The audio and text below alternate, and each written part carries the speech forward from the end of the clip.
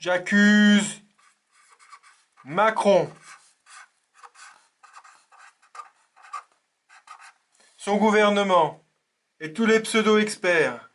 Et je demande qu'ils soient jugés par les Français pour les conséquences de leurs actes. Un élément fondamental pour nos politiques pour le 11 mai, c'est que les personnes aillent travailler. Ça, c'est l'objectif.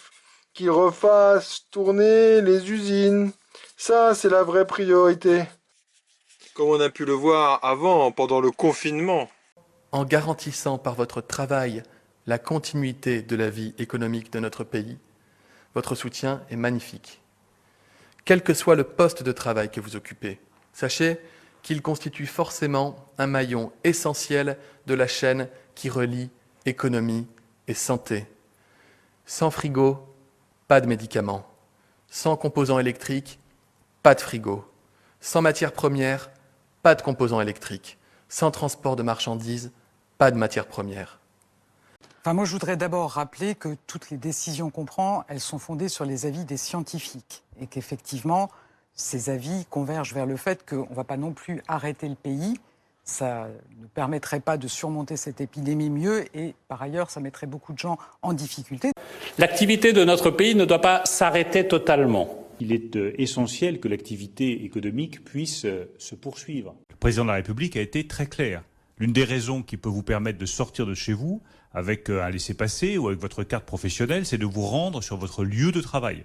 Et j'invite tous les salariés des entreprises qui sont encore ouvertes, des activités qui sont indispensables au bon fonctionnement du pays. Sécurité sanitaire et sécurité économique doivent aller de pair. Et il faut que Jessica, comme ces milliers de femmes et d'hommes qui travaillent dans les grandes surfaces, sachent qu'elles font ça pour l'intérêt national. Le pays doit tourner.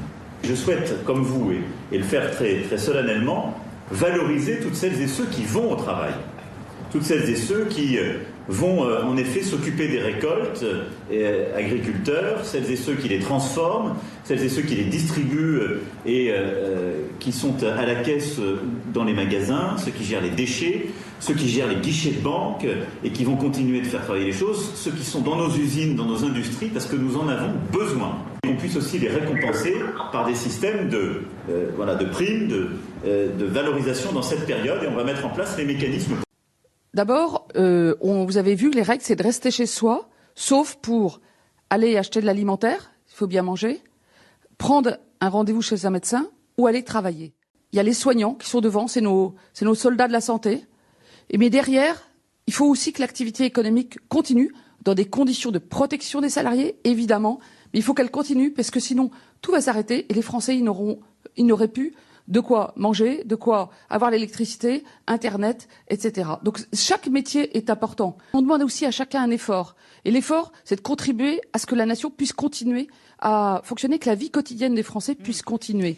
Je suis scandalisée de voir que hier, la fédération du CAPEB a écrit à tous les artisans d'Auvergne-Rhône-Alpes en disant « Arrêtez tous les chantiers ». La CAPEB, c'est le syndicat des artisans du bâtiment. Eh bien, quand un syndicat patronal dit aux entreprises arrêtez d'aller bosser, arrêtez de faire vos chantiers, ça c'est du défaitisme. De bout en bout, vous savez, tout est imbriqué. Donc il n'y a pas de métier inutile. Tous les métiers sont utiles. Mais tous, on peut aider en continuant l'activité. Oui. Ce que nous demandons aux Français, c'est d'être capables de se mobiliser pour continuer à faire tourner l'économie de notre pays, non pas pour des objectifs économiques ou de budget, mais parce que s'il manque un maillon dans la chaîne de production de notre pays, tout peut s'effondrer. Je prenais l'exemple dans ma conférence de presse d'hier du médicament. S'il n'y a pas de frigo, il n'y a pas de médicament. S'il n'y a pas de circuit électronique, il n'y a pas de frigo. S'il n'y a pas d'électricien, il n'y a pas de circuit électronique. S'il n'y a pas de matière première, il n'y a pas d'électricien. Et s'il n'y a pas de transporteur, il n'y a pas de matière première. C'est absolument indispensable. S'il manque un maillon, nous sommes en difficulté. Dans BTP, il y a TP. TP, c'est travaux publics. Si on n'entretient pas les routes, si on n'entretient pas les canalisations, si on n'entretient pas les gaines électriques, si on n'est pas capable de vérifier qu'il n'y ait pas de panne, de destruction, si on n'est pas prêt en cas d'intempérie à intervenir pour établir l'électricité, l'eau, l'énergie, tout s'arrête. Il y a l'immense majorité des travaux publics qui, eux, sont absolument indispensables pour la continuité tout court de notre pays. Mais dans le secteur économique, on a besoin aussi d'une chaîne. C'est une autre forme de solidarité. Pourquoi ? Parce qu'en fait, il y a beaucoup de secteurs qui sont interdépendants. Il y a très peu de secteurs où on peut se passer pour soutenir nos hôpitaux ou pour soutenir la vie quotidienne des Français. Notre approche, c'est qu'on n'oppose pas la santé et la continuité de la vie économique. Il nous faut un service économique minimum. C'est tout ce peuple travailleur de France qui se bat, qui, je le sais, parfois est angoissé, souvent, pour eux-mêmes et leurs familles, mais permet au pays de vivre. En troisième ligne demeure le reste de la population. Je tiens à les remercier de leur dévotion sans faille au service de l'intérêt général et les encourage à travailler. Je veux ici remercier nos dirigeants d'entreprise, nos entrepreneurs de France, les salariés, les ouvriers de nos grands groupes, de nos ETI, de nos PME, qui sont mobilisés dans cette bataille, qui sont cette deuxième ligne dont j'ai parlé la semaine dernière. La première ligne est celle des soignants. La deuxième, ce sont ces femmes et ces hommes qui permettent au pays de continuer à tourner et qui permettent de l'équiper. Je veux les remercier, et nous les avons applaudis tout à l'heure, parce qu'ils sont là au travail, avec courage. Ils sont là alors que, parfois, leurs familles vivent dans l'angoisse. Ils sont là alors que leurs enfants sont parfois, je le sais, à la maison et qu'il faut trouver une bonne organisation et qu'ils sont accompagnés par leurs entreprises.